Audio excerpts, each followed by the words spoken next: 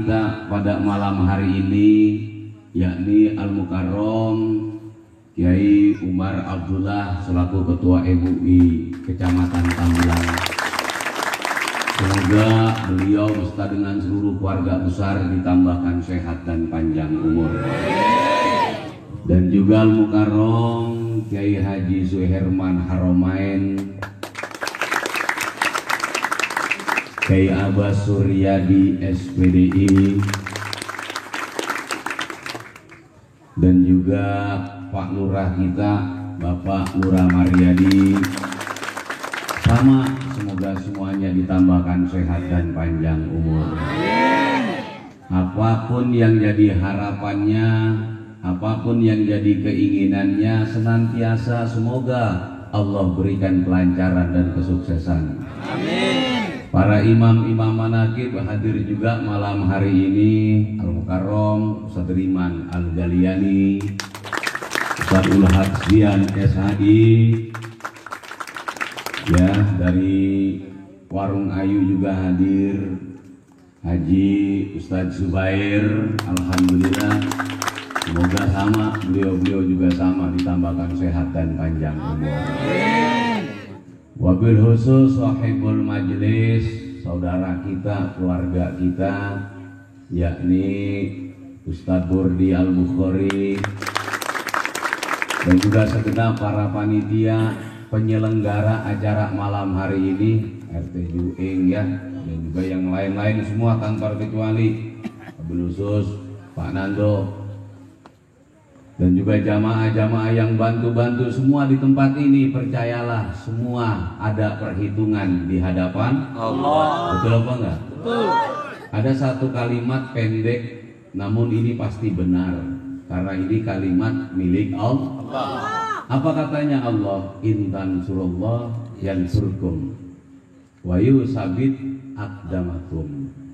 Barang siapa jadi orang yang menolong Allah, maka orang itu akan ditolong oleh Allah.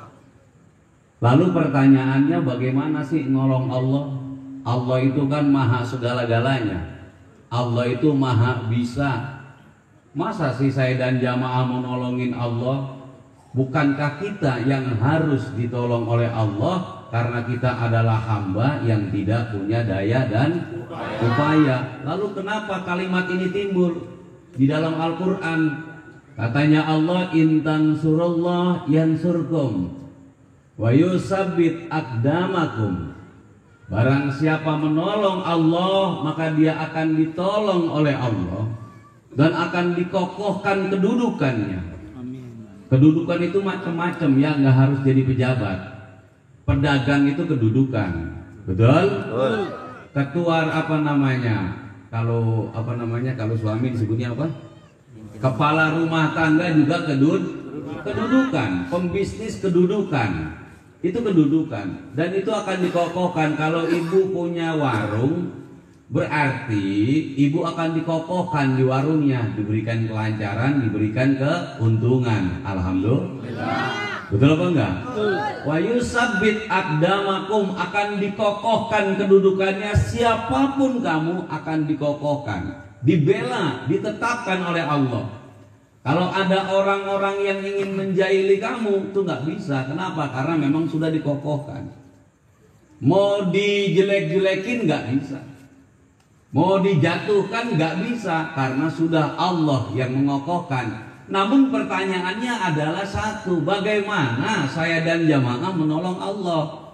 Bukankah Allah ini zat yang maha segala-galanya? Harta kekayaan yang punya adalah Allah. Betul apa enggak? Betul. Dunia dan isinya ini milik Allah. Surga neraka milik Allah. Para malaikat-malaikat ini semua adalah makhluk ciptaan Allah. Artinya milik Allah. Apa yang harus kita tolong?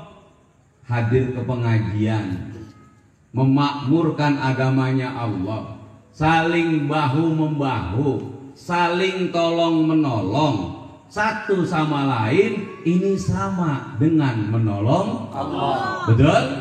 Sama dengan menolong Allah. Ibu datang ke pengajian ini ibu sama dengan menolong Allah. Kenapa? Karena dengan ibu dan bapak duduk di dalam majelis taklim, majelis pengajian, majelis zikir, ini sudah membantu syiar.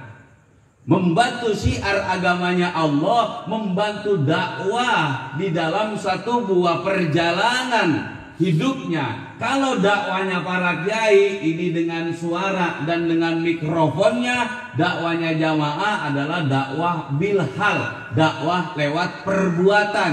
Kalau bapak ibu berangkat ke pengajian kan dilihat orang, betul apa enggak? Betul. Betul apa enggak? Betul. Kan dibaca orang, itu sudah bagian dakwah. Dakwah ini sama dengan menolong Allah. Alhamdulillah. Alhamdulillah.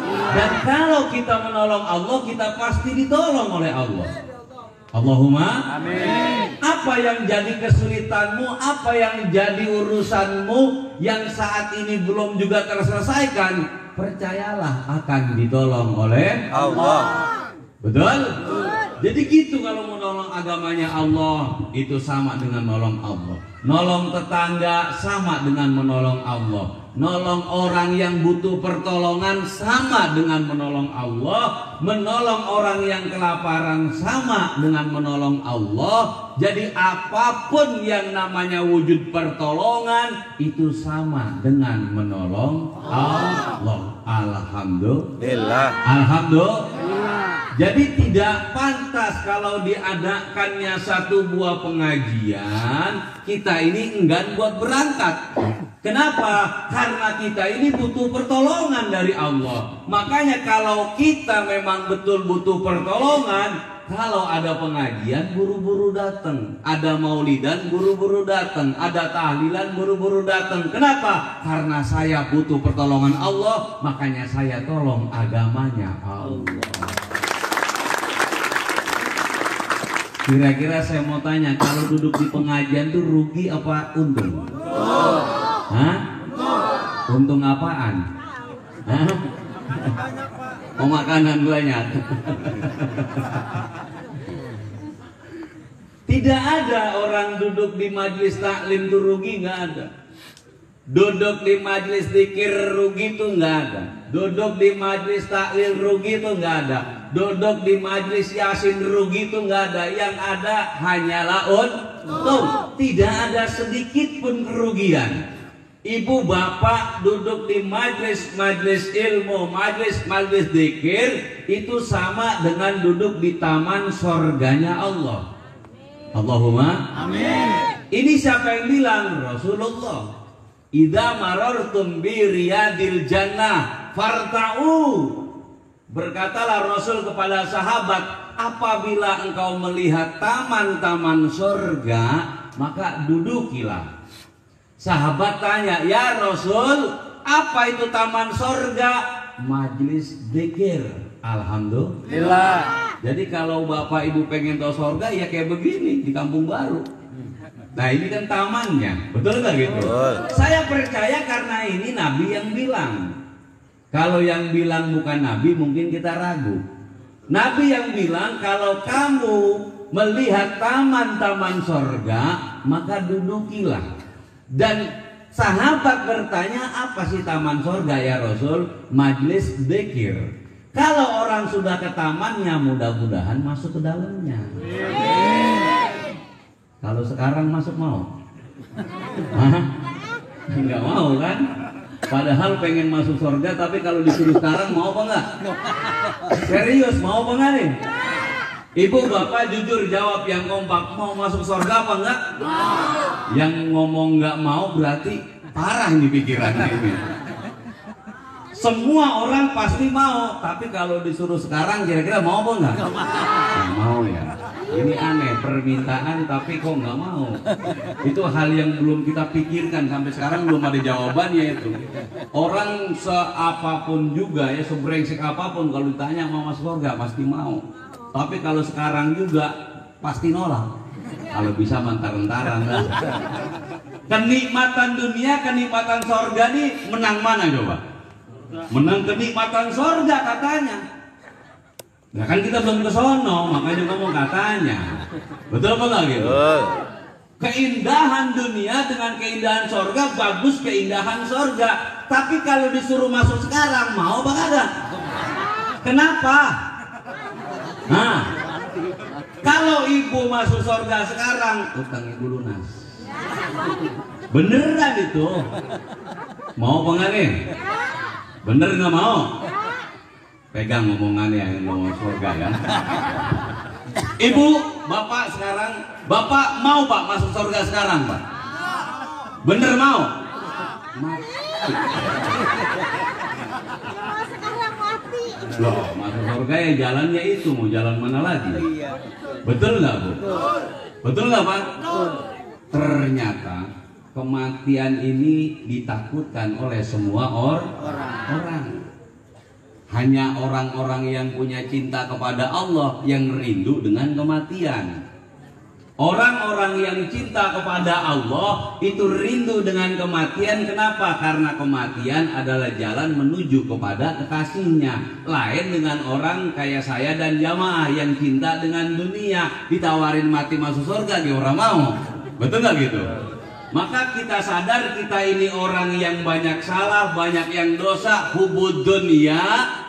Maka kita mendekat kepada orang-orang yang ahli di dalam akhirat. Jadi perbuatan dunianya ini, walaupun hidup di dunia, lebih banyak perbuatan akhiratnya. Itu namanya ahli akhirat. Kita kumpul-kumpul seperti ini untuk apa? Untuk bersama-sama berwasilah. Kepada siapa? Kepada para kiai, kepada para ulama, kepada para habaib, kepada para aulia. Karena beliau-beliau ini adalah orang-orang ahli akhirat. Amin. Allahumma. Kalau ngandelin diri sendiri mah kagak sanggup. Sekarang kalau kita di rumah sendirian mohon ampunan atas dosa, ini jarang-jarang. Ada nggak yang tiap malam nangis karena dosanya? Ada. Betul nggak gitu? Ada nggak yang tiap malam nangis minta pertolongan Tuhannya? Gak ada.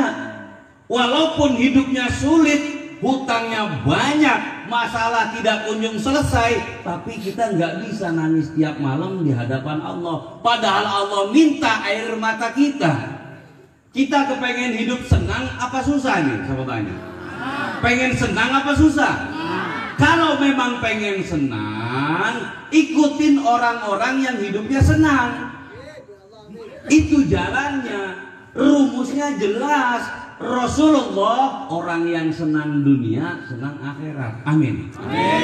Syabdul Qadir Jilani itu orang yang senang dunia, senang akhirat. Sunan Wali Songo itu orang yang senang dunia, senang akhirat. Kenapa demikian? Karena beliau-beliau semuanya alladzina amanu wa kanu yattaqun. Berimannya benar-benar iman, bertakwanya benar-benar takwa. Akhirnya Allah bilang lahumul busra fil hayati dunya wa fil akhirah. Dijamin hidup dunianya, dijamin hidup akhiratnya. Kalau hidup sudah dijamin oleh Allah, tidak mungkin ada kesengsaraan di dalamnya. Alhamdulillah. Alhamdulillah. Saya dan jamaah belum masuk jaminan Tuhan, belum masuk jaminan Allah, karena saya dan jamaah nyari kesenangan dari diri sendiri, dari pekerjaan sendiri. Betul nggak gitu? Kalau kita nggak nyari beras, kita nggak makan. Kalau kita nggak nyari duit, anak kagak jajan. Kalau kita nggak usaha, maka rumah tangga bisa berantakan. Betul. Tapi wali-walinya Allah nggak usaha, nggak ke sawah, nggak ngelajo. Barangkali Sunan Kalijogo ditanya pagi-pagi kemana Sunan, ngelajo dulu. Ada apa nggak riwayat kayak gitu? Nggak ada.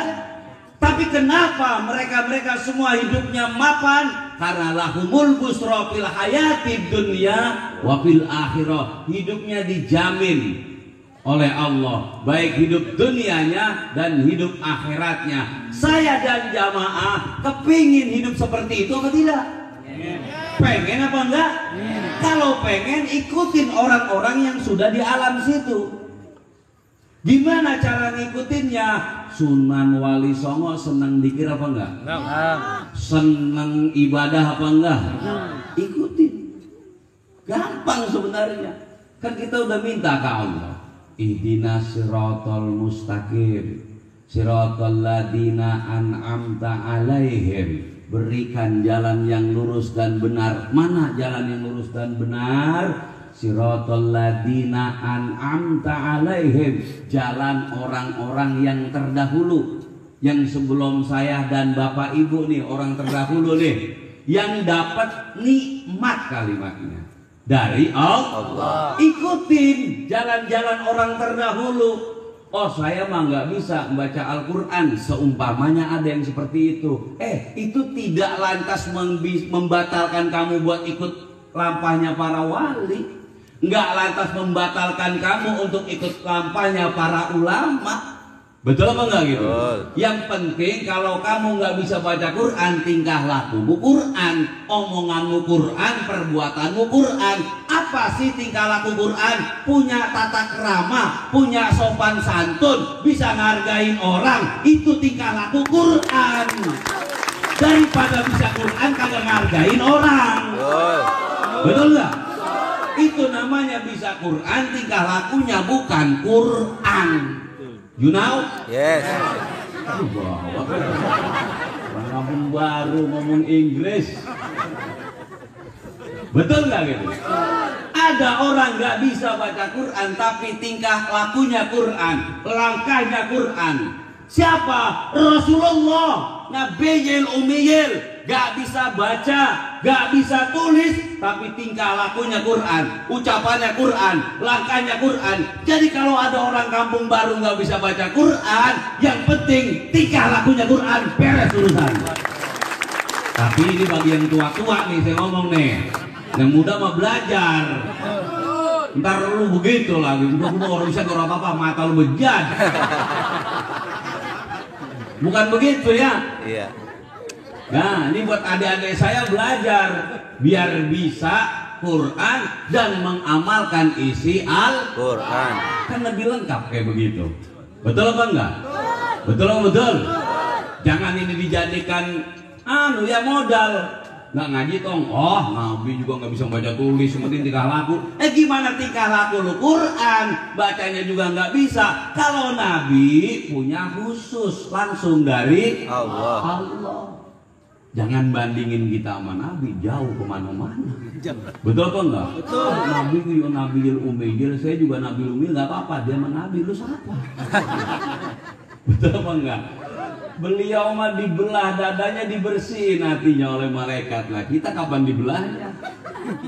Kapan dibersihinnya? Emang tiap hari kita kotorin mulu, ngeliat orang jalan kita benci kadang-kadang. Kenal kagak apa kagak? Yuk jalannya meres banget.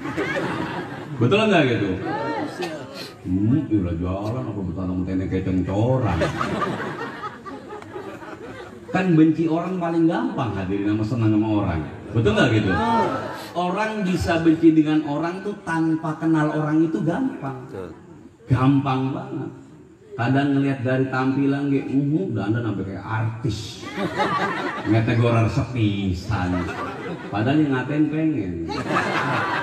Ciri-ciri orang iri kayak gitu. Orang iri tuh paling pinter ngatain orang. Itu orang iri namanya. Betul nggak? Sebab kalau orang nggak iri mah kagak ngatain orang. Betul. Jelas nih ya. Jadi tidak ada alasan buat saya dan jamaah tidak mengikuti lampah para ulama-ulamanya Allah. Jangan jadiin saya mau banyak dosa, makanya saya mah nggak ngaji-ngaji. Lu udah tahu banyak, kagak ngaji, tambah banyak. Kalau memang tahu banyak dosa, rajin-rajin ngaji biar gugur dosanya. Amin. Amin. Allahumma amin. Lo kan istighfar tuh beres tuh. Istighfar tuh menggugurkan dosa, Pak. Bukan berarti kiai itu nggak punya dosa. Banyak.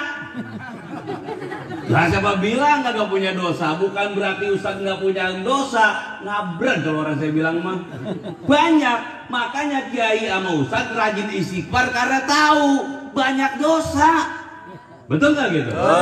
banyak dosa. Makanya kalau orang yang sadar banyak salahnya, ya harus banyak mohon ampunnya. Amin. Amin. Jadi orang yang jarang-jarang istighfar, jangan-jangan dia pede.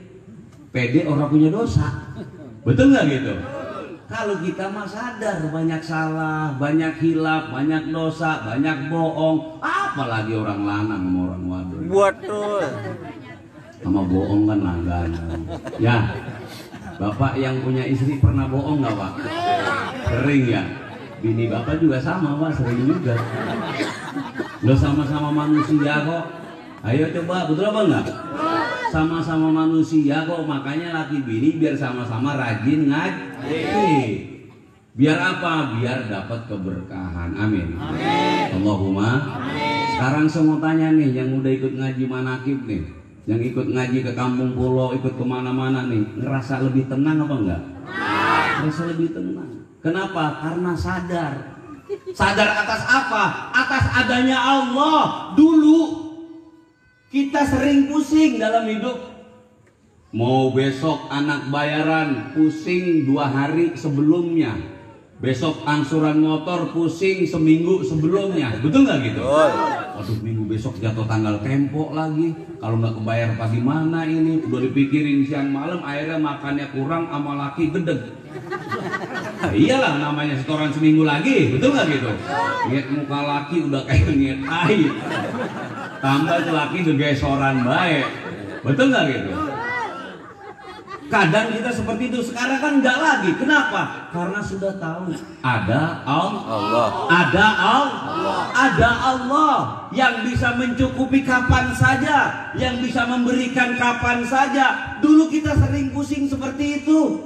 Dengan masa depan anak kita sering pusing. Kadang-kadang kita di tengah malam juga sedih lihat anak. Kenapa? Ya ilah Tong, pengen gua nyenengin lu, pengen gua bahagiain lu, tapi apa yang bisa kita lakukan? Mau sekolah nggak ada modalnya, mau mondok pesantren nggak ada ongkosnya, mau ini nggak bisa. Ini sering kita nangisin seperti ini. Tapi kan setelah dzikir manakib dikenalkan kepada Allah sudah nggak lagi. Kenapa? Oh, saya punya Tuhan. Siapa Tuhan kamu? Allah. Bisa apa dia? Bisa segala-galanya. Modalnya apa? Yang penting saya yakin kepada dia. Kalau orang sudah yakin kepadanya, pasti akan dikabulkan permohonan dan permintaannya.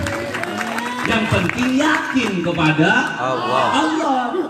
Masalah ilmu matar dulu, ilmu itu adalah tangga buat pengenalannya kepada Allah lebih jauh. Kalau memang terbatas ilmunya, yang penting milikin keyakinannya.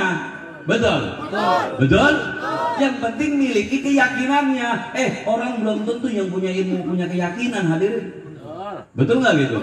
Kadang-kadang ada yang nggak punya ilmu tapi yakinnya luar biasa. Buktinya, nih. Ada obat 1000 doa, sudah banyak yang membuktikannya itu. Kenapa? Karena berangkat dari keyakinan. Yang lumpuh 12 tahun bisa jalan lagi. Betul nggak gitu? Yang kena stroke bisa berjalan lagi. Yang sudah sekian tahun impoten, ngerti nggak impoten? Letoy. Itu bisa keker lagi. Betul nggak gitu? Jamaah yang sudah minum pasti merasakan badannya enak. Betul nggak gitu? Ini kan berangkat dari keyakinan kepada Allah. Kalau kita hidup tidak punya keyakinan kepada Allah, mau kemana lagi? Hidup ini ke depan bukan makin ringan, tapi makin berat kebutuhan, bukan makin sedikit, makin tambah banyak. Apalagi pandemi kayak sekarang. Tapi mending sih kalau di sini sih pandemi tidak begitu merasakan ya Raya.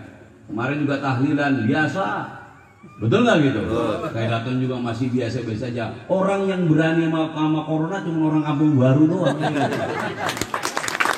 Entah berani, entah putus asa juga bingung.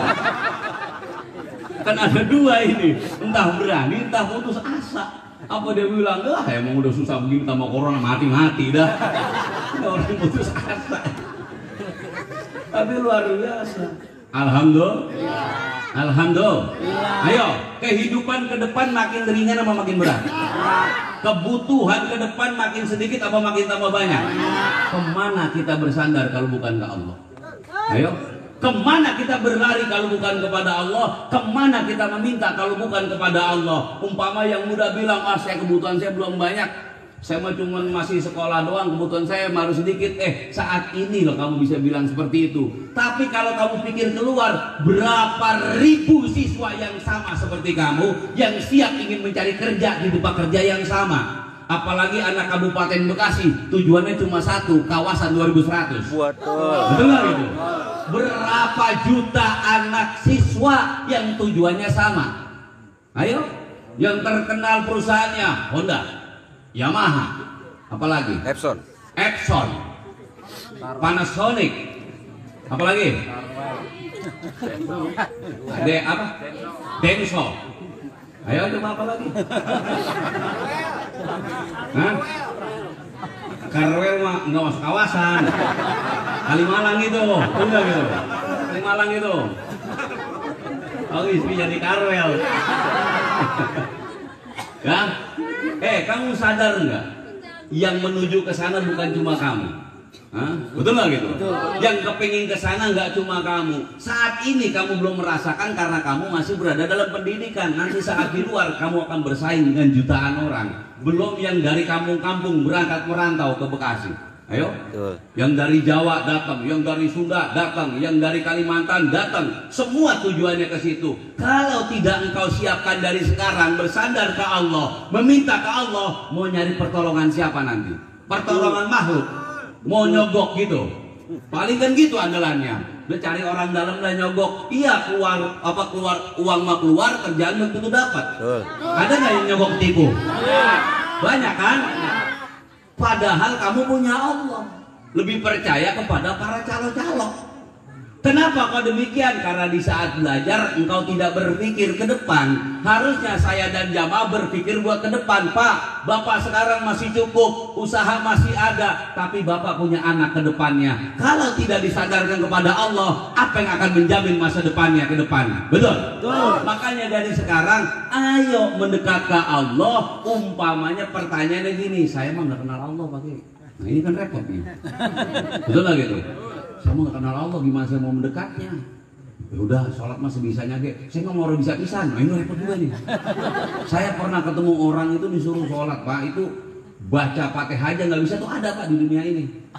Ada. Banyak. Betul nggak itu? Betul. Banyak kan? Ternyata Rasul tahu yang seperti ini. Rasul tuh tahu. Kalau ada umpamanya orang di kabupaten tuh nggak bisa baca Fatihah, Rasul tahu. Makanya Rasul mengatakan dari dulu sampai sekarang sudah dikatakan lebih dulu. Kata Rasul apa? Kun ma'allah fa ilam takun ma'allah kun ma'aman kana ma'allah fa innahu yusiluka ilallah. Ini kata Rasul. Apa kata Rasul? Kun ma'allah, jadilah orang yang bersama Allah, jadilah orang yang kenal Allah, jadilah orang yang dekat kepada Allah, jadilah orang yang kenal kepada Allah. Nih, tapi karena Rasul tahu di kampung baru ada yang orang-orang kenal Allah, termasuk saya. Emang ibu kenal, Bu? Bapak kenal, Pak? Hah? Ayo saya mau tanya, di sini ada yang kenal Allah kali ini? Ayo jawab, ada yang kenal apa enggak? Kalau ada yang kenal ajak saya dong main. Memang nggak ada yang kenal kita ini. Betul nggak gitu? Kita ini cuman baru tahu ada Allah. Kalau kenal mau belum. Oh saya mau kenal pakai Allah, kenalan di mana? Ketemu di mana? Kalau Nabi ngomong kenal pantas, beliau mah Isra Mi'raj, ketemu langsung kepada Allah. Lah situ ngomong kenal ketemu di mana? Lagi ngarit rumput, papasan gitu. Mau kemana Tuhan? Nggak mungkin lah, betul nggak gitu? Nabi ini ngomong kun, kat dengan nun kata perintah, kun jadilah. Ini Rasul yang bilang jadilah ma Allah, orang yang bersama dengan Allah. Tapi karena Nabi tahu saya dan jamaah ini bodoh, saya dan jamaah ini tidak makrifat kepada Allah, tidak kenal kepada Allah, dikasih kemudahan fa'ilam takun ma'allah. Kalau kamu tidak bisa bersama dengan Allah, kun ma'aman kana ma'allah, jadilah orang yang dekat sama orang yang dekat kepada Allah. Amin. Deketin orang yang dekat sama Allah. Siapa yang dekat? Rasulullah. Siapa lagi yang dekat? Syabdul Qadir Waliullah. Siapa lagi yang dekat? Sunan Wali Songo. Siapa lagi yang dekat? Para alim ulama, para kiai. Deketin alim ulama, deketin kiai, biar kita bisa dekat kepada Allah. Sekarang kalau umpamanya saya tanya main ke kiai, diajak ngomongin kebo apa ngomongin Tuhan? Kali gimana kebo di sana gede-gede apa kabar? Ada. Kita kalau main ke kiai, Bu, yang kita dengar tuh nggak lain Allah, Allah. Kita ngerti dengan nikmat Tuhan kita. Contohnya mana nih? Dengerin baik-baik semua cerita nih. Mudah-mudahan pulang bisa diamalkan. Ya. Ada seorang raja. Orang raja ini senangnya berburu. Orang berburu itu kan naik kuda masuk ke dalam hutan, membawa yang namanya busur panah dan anak panah. Namun si raja ini punya yang namanya ajudan. Ajudannya ini diminta oleh raja, wahai ajudan, siap tuan raja, tolong siapkan kuda saya, siapkan busur panah saya. Siap. Yaitu disiapkan, berangkatlah tuan raja dengan ajudannya berburu ke dalam hutan. Di saat berburu ke dalam hutan, karena ini kijang larinya kencangnya luar biasa, si raja mengejar. Orang kalau berburu tuh sama kayak orang nyari burung, Pak, kadang-kadang lupa. Betul nggak gitu? Kita kalau ngejar burung, jangan lagi ngejar burung, ngejar layangan aja kadang lupa kok. Betul. Apa aja kita lompatin, betul nggak gitu? Ini raja kebablasan, berpisah dengan rombongannya, sendirian dia kejar. Lah kudanya paling bagus, kuda raja nggak mungkin dong, betul nggak gitu? Lari kenceng di kudanya, terpisah dengan rombongan. Nah, saat raja terpisah dengan rombongan, dia fokus yang namanya dengan buruannya, kijang di depan, dia tidak sadar di sekelilingnya ternyata ada seekor macan. Lalu tanpa dia sadari, macan ini menerkamlah kepada raja. Raja berontak, namun sudah terlanjur kegigit di jempolnya. Jadi jempolnya raja digigit dengan macan. Putuslah yang namanya jempol tuan raja. Setelah di jempol tuan raja putus, darah sudah mengalir, rombongan sampai, lalu macan ini kabur. Nah, si ajudan ini menyobek bajunya, disobek seret buat bungkus tangan tuan raja. Cuma si ajudan punya kebiasaan berkata-kata. Apa kalimatnya yang disampaikan oleh ajudan? Satu kalimatnya, Allah Maha Baik dan takdir Allah tidak pernah salah. Dibungkus sambil ngomong, tuan raja, ya ajudan, Allah Maha Baik ya tuan raja, dan takdir Allah nggak salah. Itu raja mukanya merah, marahnya luar biasa. Apaan kamu ngomong? Iya, Allah Maha Baik, takdir Allah nggak salah. Lu bilang kagak baik, tangan gua putus begini. Rajanya orang Pulau nih, jadi ngomongnya agak Betawi. Hah? Lu ngomong ini Allah, kebaikan Allah ini. Iya tuan raja. Dari mana kebaikannya? Tangan saya putus loh. Ini jempol loh. Ini aib bagi kerajaan. Bagaimana kalau didengar raja-raja tetangga? Raja sana diterkam macan tidak mampu menyelamatkan dirinya. Aib yang sangat luar biasa. Betul nggak gitu? Aib bagi raja, hadirin. Cacat itu adalah aib.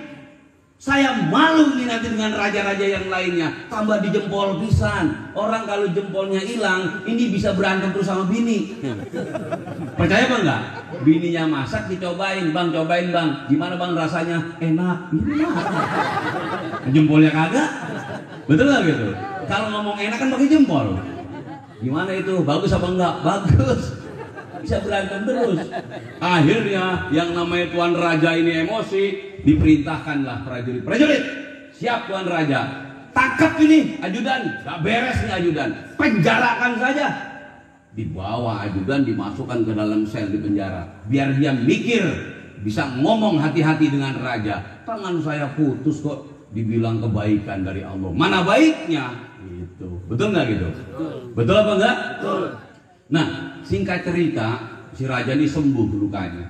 Udah sekian bulan, sembuh lukanya, si ajudan tetap berada di dalam terali besi atau penjara. Lalu raja punya yang namanya rasa dendam. Kepada siapa? Macan yang menggigit tangannya. Saya harus pulang membawa kepala macan itu, biar harga diri saya tidak jatuh di hadapan raja-raja lain. akan saya tunjukkan bahwasanya macan yang berani menggigit tangan saya sama saya putuskan juga kepalanya. Berangkat lagi ke hutan tanpa ajudan setianya karena ajudan berada di dalam penjara. Berangkat lagi, di saat dia berangkat lagi, dia cari terus macan yang menggigit jarinya sampai sama, dia lupa juga. Dia berpisah dengan rombongan, dia masuk ke dalam satu wilayah, yang mana wilayah itu dihuni oleh penghuni hutan. Penghuni hutan yang tidak kenal peradaban. Kalau orang sekarang bilang primitif, betul nggak gitu? Orang-orang primitif yang belum pakai baju, ya, belum pakai baju, yang masih kanibal. Kenal kanibal ya? Kanibal. Akhirnya saya singkat aja ceritanya ini. Yang penting nanti kepada poinnya aja. Akhirnya si raja ketangkep sama orang-orang primitif tadi. Nah, saat raja ketangkep, ini bertepatan 2 hari lagi akan datang bulan purnama. Bulan purnama, orang-orang kampung ini biasa menyerahkan tumbal. Maklum, orang pedalaman, betul nggak gitu? Menyerahkan tumbal.